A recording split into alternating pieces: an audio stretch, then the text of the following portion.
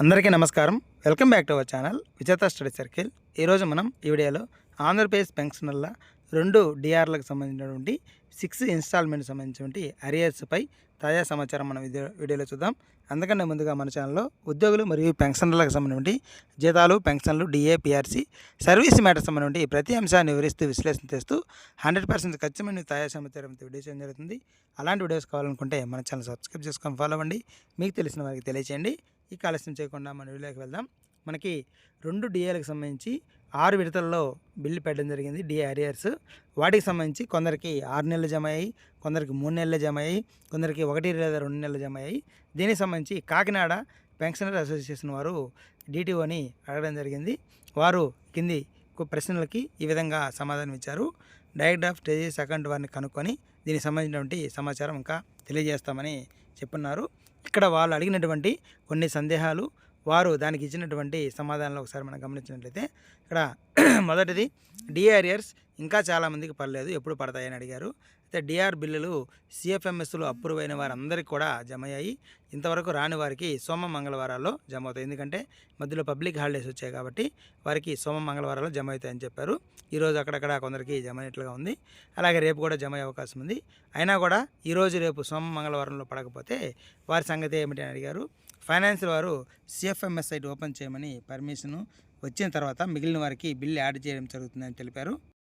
అలాంటి వారు ఎవరైనా ఉంటే అంతవరకు వెయిట్ చేయాల్సినటువంటి పరిస్థితి. డీడీఓతో వెరిఫై చేసుకొని అటువారు ఏటీఓ లేదా ఎస్టీఓ గారిని కలిసి దానికి సంబంధించినటువంటి అప్లికేషను మాకు ఈ విధంగా జరిగింది, దీనికి సంబంధించి నాకు ఇన్ని ఇన్స్టాల్మెంట్ వచ్చింది, మిగతా ఇన్స్టాల్మెంట్ రాలేదని చెప్పి డీడీఓ గారికి ఒక లెటర్ పెడితే సరిపోతుంది. అలాగే మూడవ ప్రశ్న, సర్వీస్ మరియు ఫ్యామిలీ పెన్షన్స్ ఇద్దరు మరణిస్తే వారు బకాయిలు తీసుకోవడం ఎలాగా అని అడిగారు. వారికి సంబంధించి వారి బ్యాంక్ అకౌంట్ క్లోజ్ అయిన సందర్భంలో చివరగా మరణించిన వారి యొక్క డెత్ రిలీఫ్ ఏ నామినేషన్ చేసి ఉన్నారో వారికి సంబంధించి తీసుకున్నారో వారి ఏటీఓ లేదా ఎస్టీఓ గారిని కలిసి వారి బ్యాంక్ అకౌంట్ నెంబర్ తెలుపుతూ దానికి కోరుతూ ఒక లెటర్ రాసి ఇస్తే దానికి సంబంధించి పరిష్కారం అవుతుందని తెలియజేశారు. అలాగే నాలుగవ ప్రశ్న, సర్వీసు పెన్షనర్స్ మరణించిన వారి ఫ్యామిలీ పెన్షనర్స్కి ఏరియర్స్ పడిన వారి గురించి అడిగారు. అయితే గతంలో జాయింట్ అకౌంట్ కలిగినటువంటి సదర్ అకౌంట్లో పడతాయి. Service pensioners bank account close అయిన సందర్భంలో ఫ్యామిలీ పెన్షనర్స్ ఏటీఓ లేదా ఎస్టీఓ గారిని కలవాల్సి ఉంటుంది. కలిసి వారు మారినటువంటి ఈ పెన్షన్ ఏదైతే తీసుకున్న ఫ్యామిలీ పెన్షన్ తీసుకుంటున్నారో దానికి సంబంధించి అకౌంట్ని ఆ బిల్కి అప్డేట్ చేయవలసి ఉంటుంది. వీరు ఎస్టీఓ గారిని కలవాల్సినటువంటి పరిస్థితి. కోవిడ్ సమయంలో మార్చి, ఏప్రిల్ 2020కి సంబంధించి తగ్గించినటువంటి 50% పెన్షన్ ఇంకా కొంతమందికి కలవలేదని చెప్పి అడిగారు.